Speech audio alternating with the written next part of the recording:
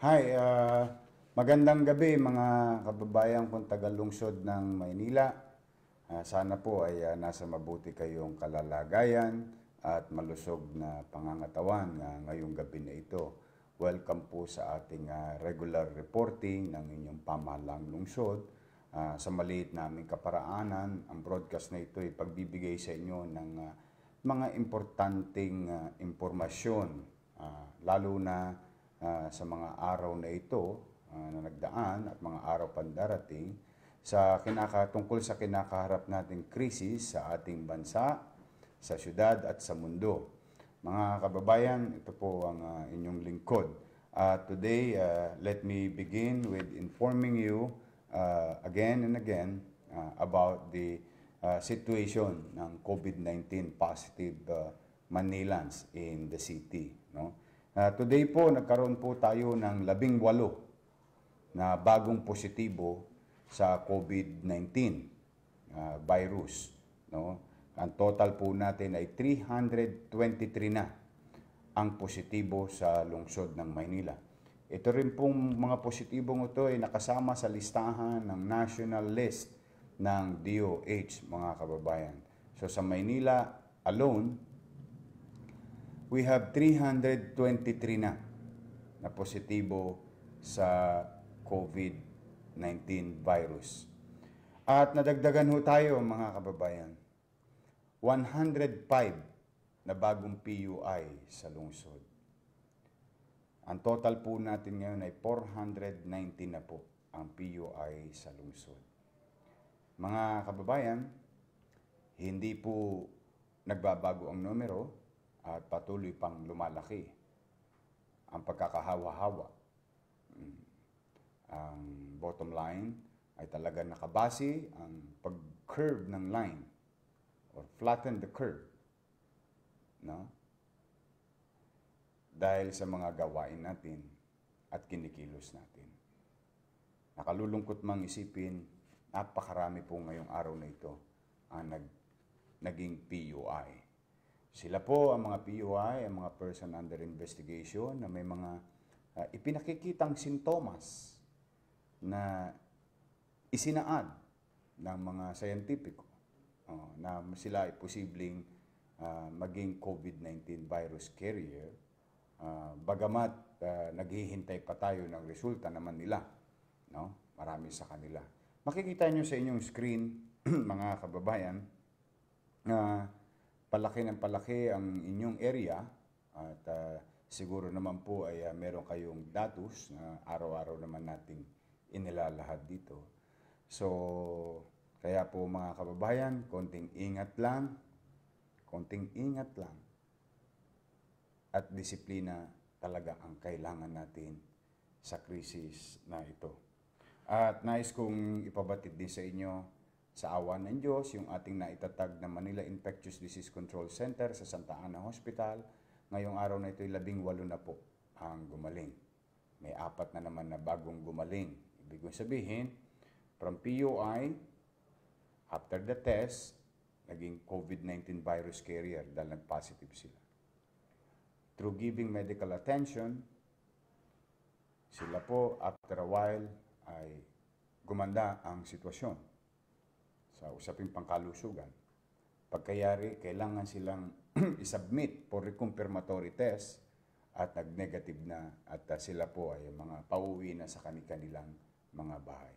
Sa ating mga nurse, doctors, health workers sa Santa Ana Hospital, especially sa grupo ng infectious disease, maraming salamat sa inyo. At sa lahat ng frontliners, no, sa buong Pilipinas at sa buong Maynila, private and public hospital. So, yan po mga kababayan ang nangyari at kaya po kayo'y patuloy naming hinihikayat na mag-participate sa ating digital survey na inulunsad ilang araw pa lang ang ating krisis at ngayon ay patuloy na dumarami ang respondent. Napakahalaga po ng survey na ito. Mas maaga nating malaman ang sitwasyon ng ating mga kababayan ay mas mabuti. Ang pagsasabi ng tapat ay nagsasama ng maluhat. Ang survey na yan ay kayo mismo ang naglalahad ng inyong sitwasyon sa usaping pangkalusugan. Ang respondents na po sa Maynila ay 112,523. Ang Manilans ay 87,357. At ang may difficulty of breathing ay 1,698. At nung tawagan na po, meron po kasing tatawag sa inyo at para ho itong teledoctor, no? Mga profesional na nasa likod ng telepono na yan. 1,657 naman no, ang natawagan. Maagap po kasi na maagap na pamamaraan ay yung magsabi kayo ng inyong sitwasyon at ng inyong naman pamahalaan sa usaping pangkalusugan ay tutugon agad. Malaking bagay ang impormasyong inyong pinagkakaloob. So ayan po, no? Punta lang kayo doon sa send message button ng aming page at i-redirect na po kayo sa mga questionnaire. Kung kayo naman itapos na, no, maaari nyo pong i-share sa inyong mga mahal sa buhay, kakilala, kaibigan at mga kabarangay. Pangatlo, mga kababayan, today and yesterday, linggo at ngayon, tuloy-tuloy po ang pag-distribute ng food box ng siyudad ng Maynila. Kahapon po, April 12, nakapagbigay tayo ng 9,816 na food box. Today, nakapagbigay po tayo ng 13,606 food box. Ang total po na nabigyan na natin ay 293,937 food boxes and plastic goods sa ating 293,937 families sa lungsod ng Maynila. Tuloy-tuloy po yan at hindi po yan titigil, katulad ng kompromiso ko sa inyo. Pag may dumating na supplies, i-deliver namin agad sa inyo at sa lalong madaling panahon. Pang-apat, mga kababayan, yung mga estudyante na na-stranded, naserba na po natin halos 144 sa kanilang mga dormitoryo. Ito po yung mga nag-aalala kasi may mga magulang sa ibang syudad ng ating bansa ay nag-aalala kung anong katatayuan ng kanilang mga anak, ng mga nangaipit dito sa lungsod ng Maynila. Sa awa ho naman ng Diyos, sa maliit naming kaparaanan, kami naman ay pinipilit naming akapin ang lahat. We will try to do our best sa mga magulang na kung nasaan man kayo, huwag kayo masyado mag-alala, basta ang pamahalang lungsod ng Maynila ay pipilitin na kalingain sila at maging pansamantalang magulang ng mga batang ito habang sila'y nandito sa lungsod ng Maynila. So far, wala naman pong reported na mga unnecessary situation or lalo na patungkol sa kanilang kalusugan. Medyo mabubuti naman po ang kanilang kalalagayan sa kanilang dormitoryo. Ganon din, nagpapasalamat tayo dahil bukod sa binibigyan sila ng food box at binibigyan din natin sila ng katulad ng naipangako namin sa inyo, botante hindi, taga Maynila hindi. Basta naipit ang pamilya rito, we'll try to extend the CACAF to everybody, no? The City Amelioration Crisis Assistance Fund. Plus, sila po nabigyan din ng food box. At nagpapasalamat ako sa MSPI, no? Ang mother company ng New Coast Hotel, dating New World Hotel. Sila po ay nakapagbigay din ng 300 food packs maliban sa 500,000 na face mask na dati nating napasalamatan na dito. At doon sa isang netizen, nagmalasakit at nakisuyo siya na kung po pwede, tulungan ng pamahalaang lungsod, yung mga na-stranded na construction worker. Meron pong kasing isang construction site sa kanto ng Taft Avenue at Quirino. At yan po, yung mga construction worker natin na na-stranded. Naipit na rin sila sa lungsod ng Maynila. At sa mga mahal niyo sa buhay na nanonood, kung kilala ninyo yung inyong mga kamag-anak, yan po yung construction sa kanto ng Quirino at Taft Avenue na may isang netizen na nagmalasakit na kung po pwede tulungan sila ng pamahalaang lungsod. At nais namin ibalita sa inyo, ayan po, in our own little way, sa maliit naming kaparaanan, inaakap din po natin sila. Parang katulad din ng mga nasa mga street dwellers o mga homeless na nandoon naman sa Delpan Sports Complex. So, ingat-ingat lang po. Alam ko mahirap yung sitwasyon nyo, walang trabaho, pero na-stuck kayo sa site. Yan po, kaloob sa inyo ng mga tagalungsod ng Maynila. Okay. Kaya maraming salamat doon sa isang nagmalasakit. Ngayon mga kababayan, patapos na po yung ating ina-accumulate na bigas, no? Galing sa NFA. In a few days now, we will do something. We will inform you also, no? We will inform you also kung paano natin ibabahagi at maibahagi ng mga barangay. Pero yan po bilang paghahanda naman para sa third wave ng ating tulong ng inyong pamahalaang lungsod. Abatan po ninyo yan at talaga pong pinamamadali ko po. Awa naman ng Diyos, maraming salamat sa ating mga DPS. Okay, ang direktor nila si Kenneth Amorao, sa mga taga City Engineering Office na empleyado, na ang kanilang direktor ay si Director Engineer Andres, sa po ng inyong mga kasamahan dyan. Maraming salamat. Sila po ang ginagamit nating mga taong nagdi-deliver sa ating barangay, nagpi-pick up, nagsasalin, unload and load. Maraming salamat. Sa pamilya nila, maraming salamat. At alam ko po, napakahirap na trabaho ng inyong mga asawa ngayon. Pero talagang kailangan po natin magtulong-tulong. Bawat kamay mahalaga. Kailangan natin yan. Pero maraming salamat. At abatan ninyo mga kababayan ko sa lungsod ng Maynila. Okay?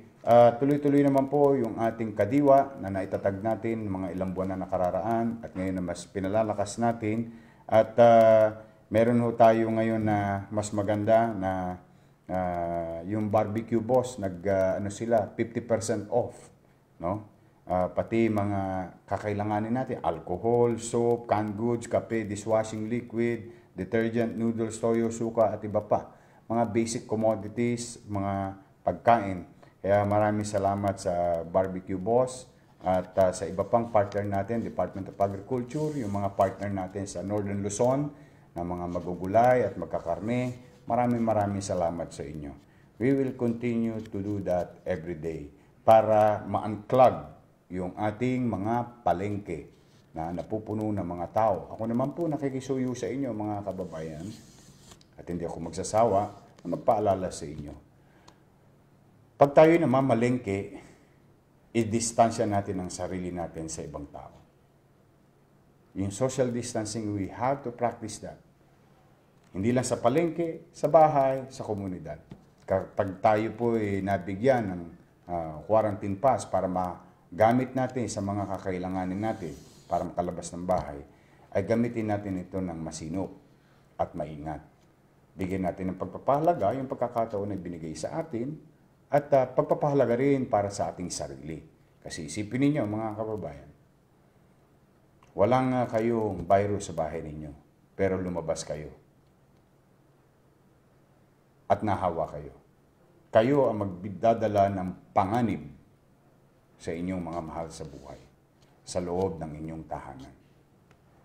Kaya ayaw kung balang araw sisisihin ninyo ang inyong sarili o dala ng hindi kayo nakapag-ingat at napahamak ang iyong mga mahal sa buhay. Kaya kailangan po mga kababayan, disiplina. Disiplina, disiplina. Wala na pong iba. Yun lang po ang susi dito sa sitwasyon natin, mga kababayan. So,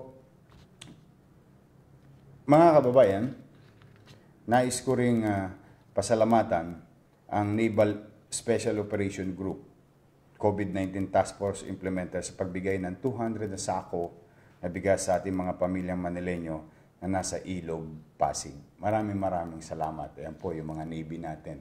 Nakakatuwa naman. Talagang nagtutulong-tulong. Kahit hindi nila trabaho yan, pero nakakatuwang isipin na talagang bawat Pilipino ay nakikitaan ng malasakit sa bawat isa. Yan po ang hinihingi natin, yan po ang inaasahan sa amin, mga taong gobyerno. Nakakatuwa lang, ito yung pagkukusa nila, itong ating mga sundalo. No? Bago tayo magpasalamat, mga kababayan, sa ating mga donors o mga tumutulong sa atin. Kanina po, officially na turnover na ang Ninoy Aquino Stadium DOH Quarantine Facilities diyan po sa Mayninoy. At as we speak, meron na po tayong 3 pasyente na COVID-19 positive na inilagay at dinala dyan sa Ninoy Aquino Stadium.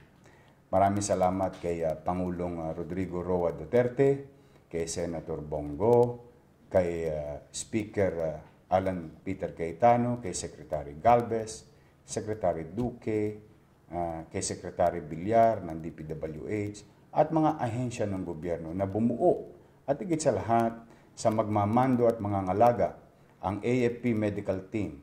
Maraming salamat sa inyo. Kaya magsisimula na po yan ngayong araw na ito at nasimula na. 3 na po ang napadala nating Manileño dyan sa ating bagong site na kaloob ng national government dito sa lungsod ng Maynila. Muli, maraming salamat sa inyo. At today, nagkaroon na po tayo ng mga tinatawag na localized targeting testing. No? At meron na po tayong 42 na talagang, yan po, nakita nyo po yan, mga tinetest po natin mga PUI, yan po yung bagong tatag ng inyong lungsod, ng City of Manila, na doon sa may Delpan Evacuation Center, na kinonvert natin as PUI Holding Facilities. Ano pong ibig sabihin nun? Yung mga PUI, kukunin na po natin, itetest, tapos i-house sila sa evacuation site na ngayon ay holding site ng PUI sa COVID-19. Sila po ay maghihintay ng resulta, maaring 2 to 3 days o maaring 5 days. At pag sila nag-negative, pauwi na po ulit sila sa kanilang mga bahay. Ano pong purpose? Para po unti-unti natin mailayo sa kapahamakan ang mga kanilang kaanak plus yung mismong PUI para mabigyan kagad siya ng agarang medical attention. So kung meron tayong virtual approach, which is yung ating health survey, meron din tayong physical at literal na pagpupunta, testing, at pangangalaga sa mga posibleng magkakasakit o magkakaroon ng virus or na-expose sa virus. Kaya po, yan, maraming salamat sa ating Manila Health Department. At as of today, meron na po tayo 976 na na-swab. No? Maraming salamat sa ating mga partners sa DOH, PGH, RITM, at iba pa, private and government testing facilities. Maraming salamat sa inyo. At patuloy natin palalakasin ang testing. Gagawin natin para maging episyente, strategic po ang ating gagawin. Lahat ng tracing, what the Manila Health Department did, contact tracing, pipilitin sila na ma-swab at mailagay at mailayo sila sa tamang pasilidad pansamantala. At kung sakali naman na sila ay nagpositibo, 2 po ang pwede natin pagdalhan. Yung ating Santa Ana Hospital, Manila Infectious Disease Control Center, at siyempre yung ating bagong tatag na kaloob ng Pangulo ng Bansa sa ating syudad, yung Ninoy Aquino Quarantine Facilities. So maraming salamat po. At sana, please cooperate. Ngayon, mga kababayan, matapos ang insidente doon sa Pasabong, sa loob ng North Cemetery, may sumunod na nag-viral na video na may nagbo-boxing. Mayroon ba kayo, Jet, picture? Nagbo-boxing sa Pier 2 sa Parola, Barangay 20. Nakuha ko po, may isa pong concerned citizen na nagbigay sa akin ng video, and immediately, nung nakuha ko kagabi, I asked General Miranda through Major Ibay to get all those barangay officials to explain, those involved in the area or authorities in the area, the chairman at saka yung 7 kagawad at yung XO. Pinagpaliwanag po natin sila agad. At sila po ay maaaring maharap sa kasong administratibo sa dala ng kanilang kapabayan. Ngayon, mga kababayan, hindi po nagtapos yung boxing. Nahuli na rin po pala natin yung pasimuno ng boxing, alias Gigi. Ngayon po ay nasa poder na siya ng Manila Police District. No? Siya po ay kakasuhan din ng mga paglabag, executive order, bayanihan law, and all other existing laws with regard to our situation. Patong-patong po ang kasong kakaharapin nila. Na we want to show you na hindi po biro itong sitwasyon natin. Marami na pong nagsasakripisyo. Marami na pong hirap na hirap. O hindi pa ho dyan nagtapos. Kanina na naman. May nagbingo ulit, parola ulit. Pakita mo, mayroon ka bang picture na nagbibingo? Nagbibingo, parang wala lang. Parang wala kayong Barangay 20, ayan. 3 buntis. 6 na babae. Matanda. Kala ko ba wala kayong pera? Ba't kayo nagagawa ng ganyan? Una, alam nyo may krisis. At ang naging dahilan ng krisis ay virus. At alam nyo yung virus nakakahawa dahil sa social interaction o pakikipagkwentuhan. Diba?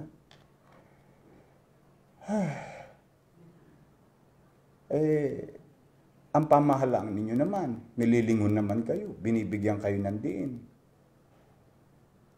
Lalo pa mga mahihirap nating kababayan, yung mga nakatira dyan. Tinitingnan kayo maigi ng pamahalaan. Pero parang yung pagpapahalaga ng pamahalaan, wala rin kayong pagpapahalaga sa inyong sarili. Lahat o yan, pinapapanagot natin sa mata ng batas. We really have to, we must have certainty in the city of Manila. Mga kababayan, marami sa mga taga-Parola, Barangay 20, gusto na maghanap buhay. Marami sa mga taga-Parola gusto nang pumasok sa trabaho. At yan, hindi lang yan nararamdaman ng taga-Parola. Marami sa taga-Maynila, pagod na, inip na, bugnot na. Gusto na matapos ang krisis na ito. Marami sa atin nag-aalala. Pero marami rin sa atin na pupustrate, dala ng ilan nating mga kababayan na para bang kinikipit balikat na lamang itong sitwasyong ating dinaranas. Nawawala yung paggalang natin sa kapwa, pagmamalasakit sa isa't isa. Kailangan ba lagi kayong espesyal? Kailangan ba lagi kayong mahalaga? O mahalaga rin ang katatayuan ng inyong kapitbahay? O may halaga rin yung dinaranas at pakikiisa ng iba nating kapitbahay na higit na nakakarami sa atin? Kaya po, mga kababayang, mga nanonood, umasa kayo na patuloy tayong mamamahala at papatupad natin ang tama sa lungsod ng Maynila habang kinakaharap natin ang kasalukuyang krisis patungkol sa COVID-19. Ngayon, sa mga taga-Parola, baka wala kayong ka-idea-idea humigit kumulang 2 ang PUI sa lugar ninyo. At patuloy na lumalago ito, dala ng katatambay ninyo sa kalsada, hindi pagsunod, basketball dito, basketball doon, sabong dito, sabong doon, boxing dito, boxing doon, bingo rito, bingo roon. Bakit? May piyesta? Piyestang-piyesta. Hindi ko maintindihan. Nakiusap ako. Tinutupad naman ng gobyerno ang kanyang tungkulin. Personal paler na kung bumaba, nakikiusap. Ano pa ba ang hinihintay nyo sa amin para kayo ay makiisa at sumunod sa panawagan ng national government at local government? Alin pa ba sa inyo ang hindi nyo nauunawaan ng aming mga doktor, ang aming mga nurse, nagkakandamatay na dahil sila na-expose sa virus. Dahil yung dedikasyon nila na marisolba agad at mabigyan ng tama at kaukulang medical services yung mga pasyenteng dumarating sa kanilang ospital. Sila mismo ay naging biktima na rin. Marami na namatay na doktor. Marami na nagkasakit na nurse. Alin pa ba ang hindi gigising sa inyong diwa na kapag patuloy niyong ginawa ang paglabag sa mga social distancing, quarantine, patuloy na mabubulunan ang ating mga ospital, at pag naubos ang ating nurse, naubos ang ating doktor, dala ng hindi tayo nagbabago ng ugali, wala na pong tutulong sa atin. Wala pong magagawa ang pera ng gobyerno. Wala pong magagawa ang sardinas. Wala pong magagawa ang karne norte, meatloaf at bigas sa problema na ito. Ang problema natin ay usaping kalusugan. Hirap na ang lahat. Ilan pa ba ang kailangan masakripisyong buhay na pulis na nangamatay na, barangay official, lahat ng frontliners sa health sectors, nakakasakit na. Ilan pa ho? Ilan pa ho ang kailangan nyo marinig bago tayo magising sa kabigatan ng ating suliraning kinakarap? Yun po, hindi ko po maarok. Hindi ko po maintindihan. Alin pa ba ang pagkukulang ng pamahalaan natugunan? Ngayon, nagkakahiwa-hiwalay tayo. Dala ng binibigyan kayo ng diin ng pamahalaan, kayong mga mahihirap. Pero kayo rin na nagpapakita, marami sa inyo, hindi lahat, pero marami sa inyo ang nagpapakita rin ng walang disiplina. Bakit natin binabaliwala yung sakripisyo ng ating mga kapitbahay? Hindi ko po maintindihan. Wala po akong maisagot sa inyo kung ano at kung gaano kataba ang utak ninyo ng mga lumalabag sa mga polisiya ng pamahalaan. Pagod na kayo. Hirap na kayo. Inip na kayo. Bugnot na kayo. Mananatili tayong ganito. Dahil, umaasa kayo na magkaroon ng pagbabago? Bakit? Nagbago ka ba? Katulad ng sinabi ni Einstein, don't expect different things will come to you tomorrow if what you did today is the same as yesterday. Sa Tagalog, Huwag kang umasa na may bagong mangyayari sa iyo bukas kung wala ka naman bagong ginawa ngayon. Pareho pa rin ang resulta niya. Marami sa mga kababayan natin, mahirap, nakaangat sa buhay. Alam niyo bakit? Ang sekreto? Porsigido, disiplinado, may direksyon, hindi nagrereklamo, nagsusumikap sa awa ng Diyos, nakaawon sa kanilang kinalalagyan. Hindi yumaman, pero lumuwag ang buhay. Pero marami rin sa atin, may ilan dyan, makareklamo, wagas, pero tingnan ninyo mga kababayan. Pakita mo nga yung video. Tingnan ninyo. Parang piyesta lang, ano? Yan po ay sa Parola, Tondo, Barangay 20, Pier 2, isa may Negros Navigation. Nalulungkot ako, mga kababayan, kasi po, yung mga nakikita nyo na yan, marami dyan, dayo lang dyan. Nagpunta sa Maynila, baka sakali. Kaya ko po nasasabing dayo lang sila. Diyan po ko lumaki sa lugar na yan. Noong araw ho, bubog at kusot lang yan ng San Miguel plant. Wala pa ang ICTSI, wala pang MIP. Yan po ay malambot na lupa ng araw. Diyan po kami nakatira. Tinamaan ho kami ng reblocking, kaya napaalis ho kami. Hanggang sa nagpalipat-lipat na kami sa Tahimik, sa Santo Niño, sa Mabuhay, sa Sandico, sa Tagumpay, sa Kagitingan. Lahat, paikot-ikot lang ho kami sa Tondo. Hanggang sa natira kami sa Mabuhay. Pero bakit kami nung araw, pag may panawagan ng gobyerno, nasunod kami? Ito po hindi ko po maintindihan. Hindi ko po talaga. At mga kababayan, sila po ang maraming natatanggap sa pamahalaan. Alam niyo po kung bakit. Galing po ko sa hirap eh. Alam ko po yung kalagayan nila. Mahirap po maging mahirap.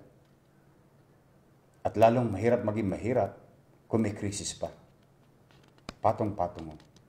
Kaya ako naniniwala marami sa mga taga-Parola, gusto na nilang matapos ito para makabiyahe na yung kanilang tricycle, makabiyahe na kanilang kuliglig, makapasok na sila sa pagdadrive, makapasok na sila sa pabrika, makapasok na sila sa pier, makapasok na sila sa mga mall. Marami na pong gusto magtrabaho. Marami na pong gusto magtinda, mabuhay ng normal. Pero hindi yung mangyayari ito. E tingnan po ninyo. Kayo po ang lumugar. O ang sagot ng suspect na nahuli namin, nagkatuwaan lang daw sila. Ginagawa niyong katuwaan yung sitwasyon natin. Talipandas ka pala talaga. Yeah. Ngayon, nung nahuli natin yung alias Gigi. Ngayon, may mga pending cases pa pala siya. Ang mabubulok na ho sa kulungan yun. Yung nagpasimuno po niyan. Yan o ang mangyayari sa atin pare-pareho.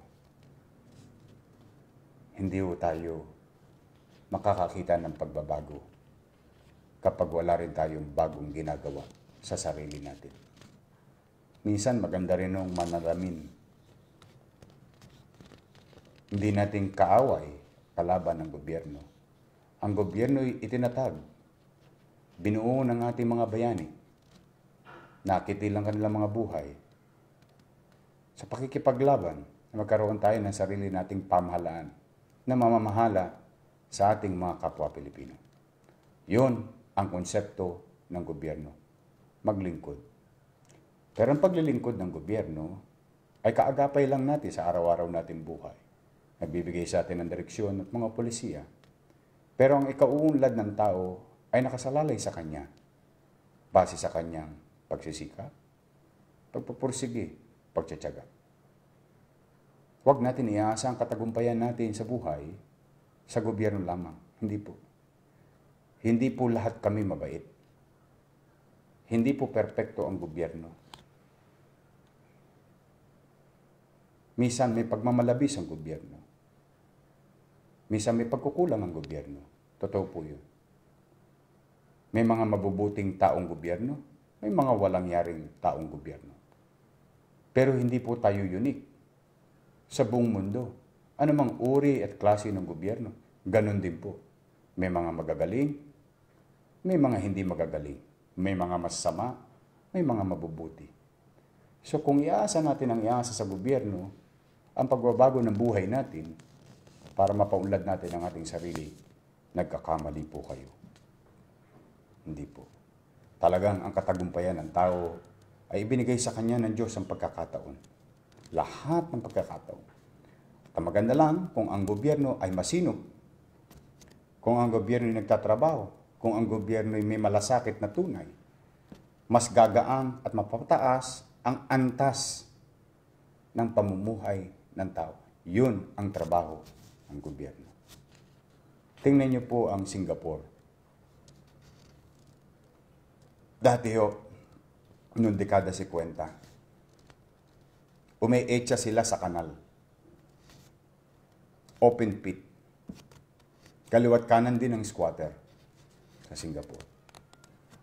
Pero dahil sa pakikisa ng tao at ang gobyerno may direksyon at sinunod ng tao yung direksyon ng gobyerno, tingnan niyo po sila ngayon.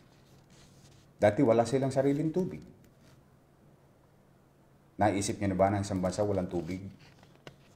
Pero hindi. Ngayon hindi nila problema. Kaya po, madalit salita mga kababayan, anong uri pa ng salita ang kailangan marinig natin sa pamahalaan upang tayo'y sumunod? Hindi ko po alam. But be that as it may, I will not give up. We will not give up. Hindi po ako susuko. Hindi po kami susuko. Mahal ko po kayo.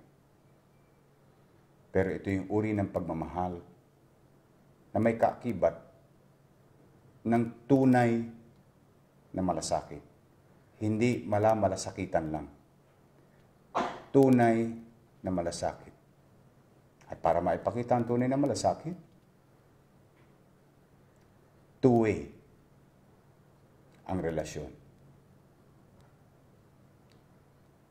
Ano naman ang mabibigay natin sa pamahalaan bilang mamamayan?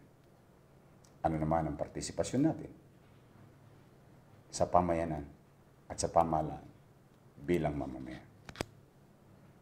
Hindi po ako mapapagod. Hindi po ako magsasawa. Kahit na alam kong pagod na rin ang mga kawani ng pamahalaang lungsod, mga barangay officials, mga pulis, mga health workers. Huwag mong ipanalangin na mag-fail ang gobyerno. Pag nag-fail ang gobyerno, pag bumagsak ang gobyerno, lalo tayong mapapariwara. Gobyerno na lamang ang sandigan natin ngayon sa kinakaharap nating pandemic.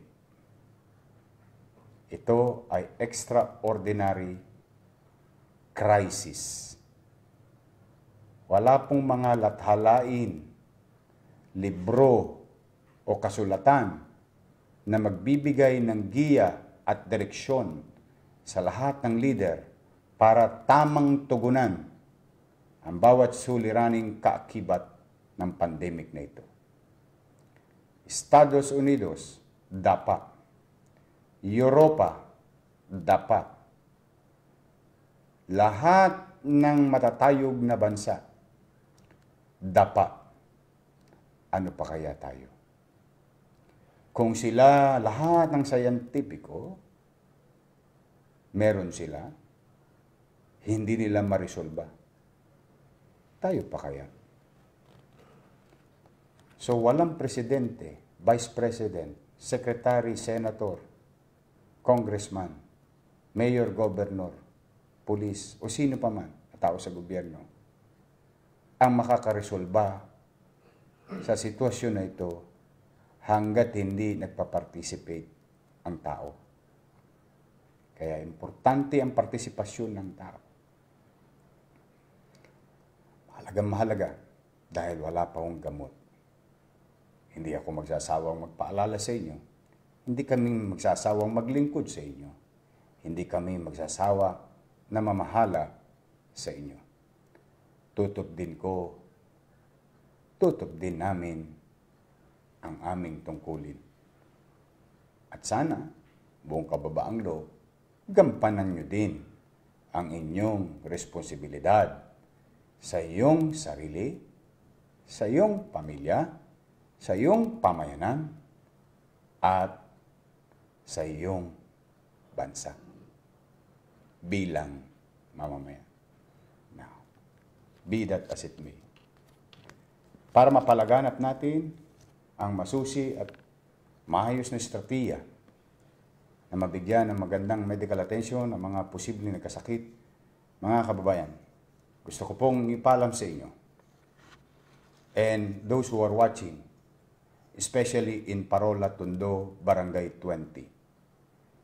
Today, I have signed Executive Order number 19 that tomorrow, Tuesday, 8 p.m. hanggang Wednesday, 8 p.m., the entire Barangay 20 Parola compound side will be total lockdown. Ulitin ko po, para hindi na kayo malito. Shutdown. Itatagalog ko po. Lahat ng mga kababayan ko, kapitbahay ko, sa Parola Tondo side at ang barangay number, Barangay 20. Lahat ng nasa Parola ay kansilado ang inyong quarantine pass and everything. Hindi po kayo papayagang lumabas ng bahay sa loob ng 24 oras simula bukas alas 8 ng gabi hanggang Miyerkules alas 8 ng gabi. Walang lalabas. Lahat ng mahuhuli, makikita na lumabas, we will be accosted properly. Dadalhin namin kayo sa pasilidad na kung saan kayo nababagay. Ulitin ko po. Para magbigay daan sa ating Manila Health Department na makapag-testing ng maayos, panatag, at walang karagdagang aberya. Pagbibigay daan sa gawain ng pamahalaan. Ulitin ko, sa may mga kamag-anak sa Parola, Tondo. Ulitin ko, no? Barangay 20. Tomorrow, 8 p.m., Tuesday, hanggang Miyerkules, 8 p.m., hindi kayo papayagang lumabas ng bahay ninyo, kina-cancel lahat ang quarantine pass ninyo. Bata, matanda, lahat ay dadakpin at ilalagay namin sa pasilidad na tama ang mga lalabag sa kautosang ito. And let this be a fair warning to any other barangays. We will do the same. Sagad na po ang gobyerno.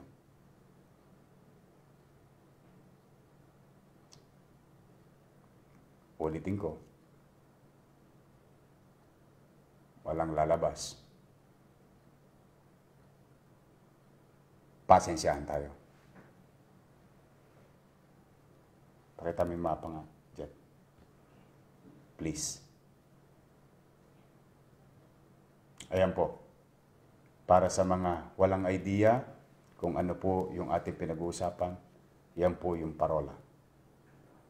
Ganyan po.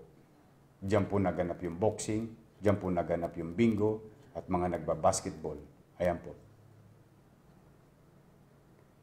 Walang makalalabas sa inyo kung nakikita nyo mapa. Puro pulis po dyan. At humihingi rin tayo ng tulong sa AFP. Sa pamumuno ng Manila Police District na si General Miranda is now given direction to create a plan. And this plan will be implemented. Wala kaming tatanggaping dahilan. Wala nang excuses. Masyado na kayong na-spoil. Masyado nang naging mapagmalasakit ang pamahalaan sa inyo. Ngayon, dadagdagan pa namin ng mas matinding malasakit. Ito ang sinasabi naming tunay na malasakit. Dahil naniniwala ko, marami sa mga taga-parola, pagod na. Hirap na. Gusto nang matapos ito. Then we will conduct testing in the area.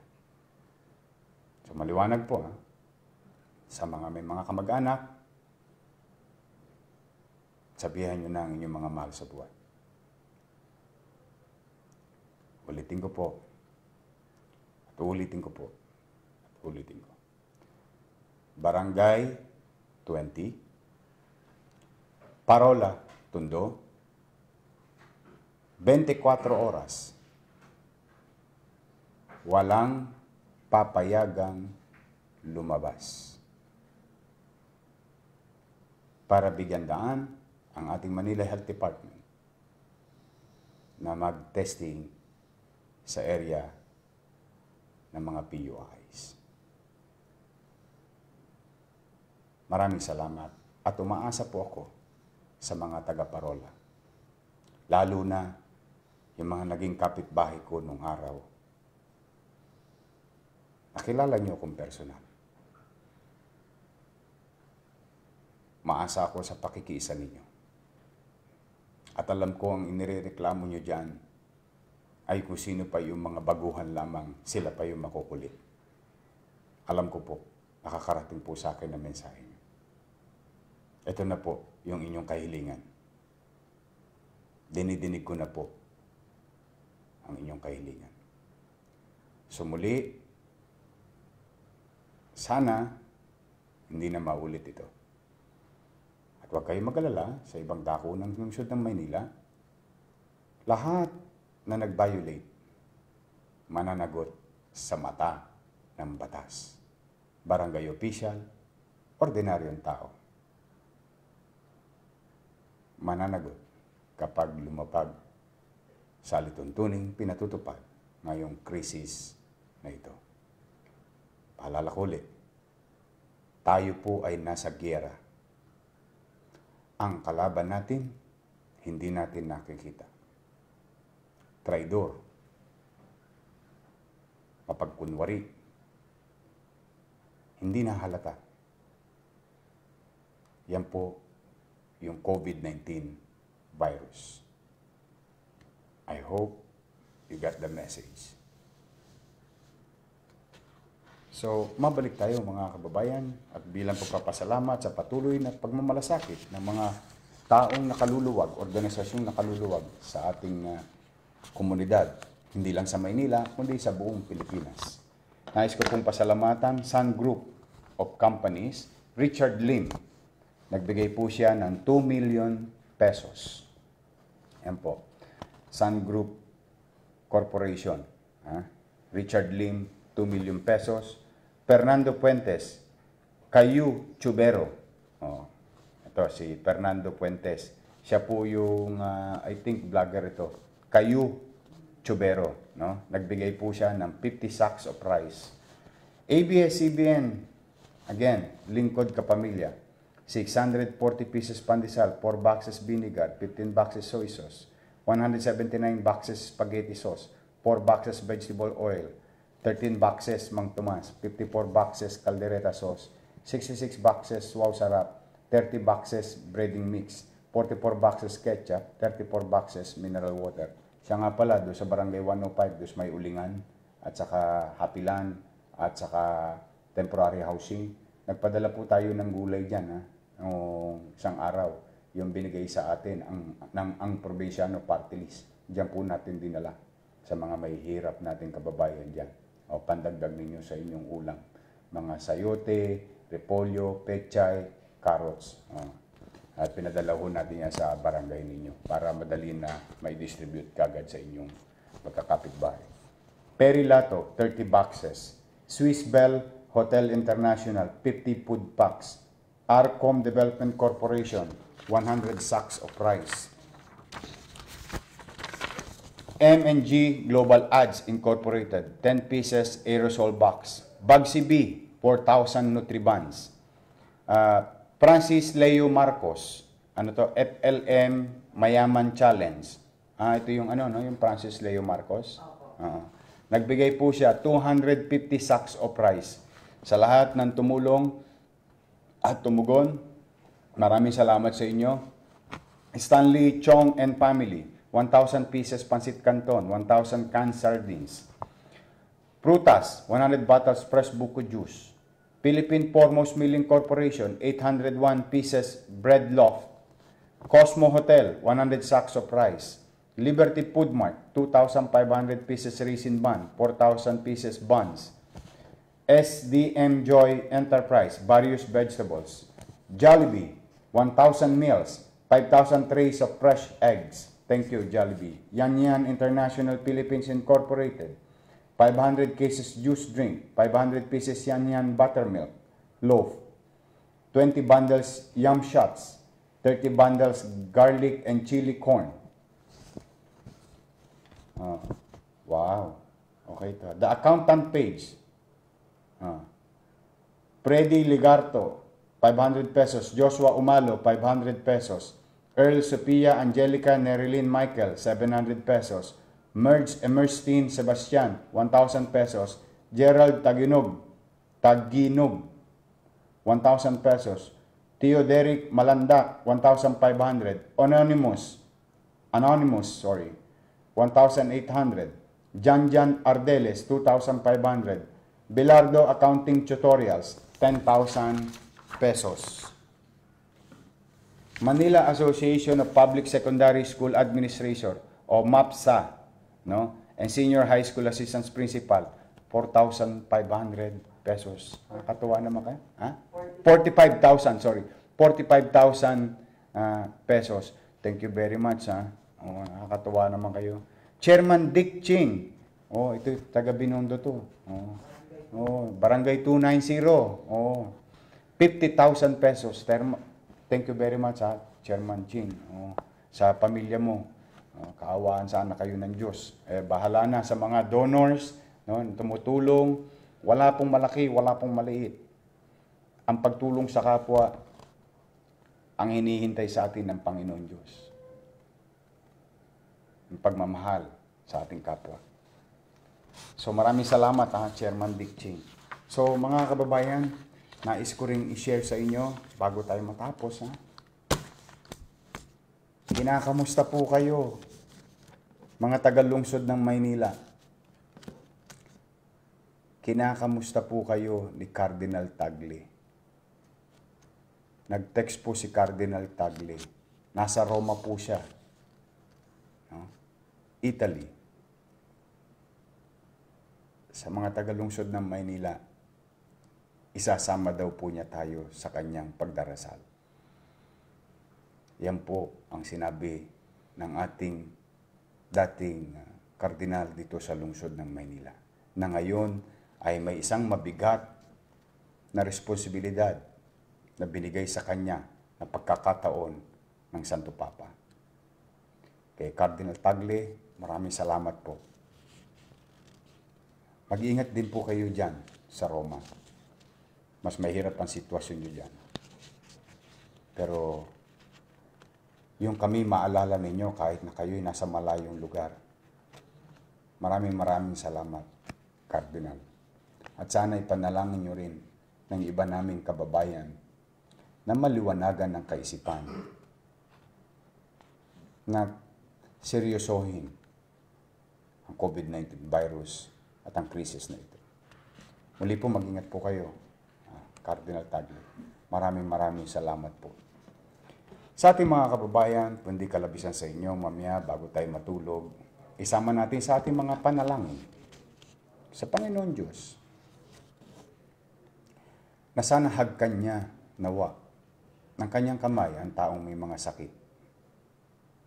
Mga taong may sakit. At sana bigyan niya din ng kaluwagan sa buhay, kagaangan sa buhay, ang mga taong nahihirapan na makaauna sila sa kanilang kinalalagyan. At sama-sama natin panalangin na sana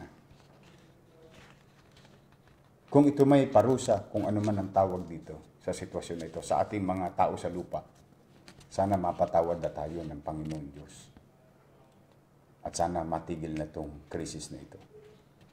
Sa ating mga tagalungsod ng Maynila, huwag natin ikipit balikat ang sitwasyon natin. Bigyan natin ng pagpapalaga, respeto at pagmamalasakit ng bawat isa. Seryosong bagay po ang kinalalagyan natin niya. Sa finals, tayo rin makikita. Dahil walang magmamalasakit sa Batang Maynila, kundi tayo rin kapwa Batang Maynila. Kaya po, hanggang dito na muna, hanggang sa susunod na update, umasa kayo. Maglilingkod kami. Hindi namin kayo iiwan. Lagi ninyo kaming kaagapay. Kasama sa krisis na kinakaharap nating lahat. Mayaman, middle class, mahirap, may kapangyarihan, wala. Kilala, hindi. Sama-sama natin pagtulungan, pagkaisahan na mapagtagumpayan natin ang ating laban at mamuhay na tayo muli ng normal sa lalong madaling panahon. At ang susi, nasa inyong mga kababayan namin nanonood. Muli, pagpalain nawa kayo ng buong may kapal. Manila, God first. Maraming salamat po.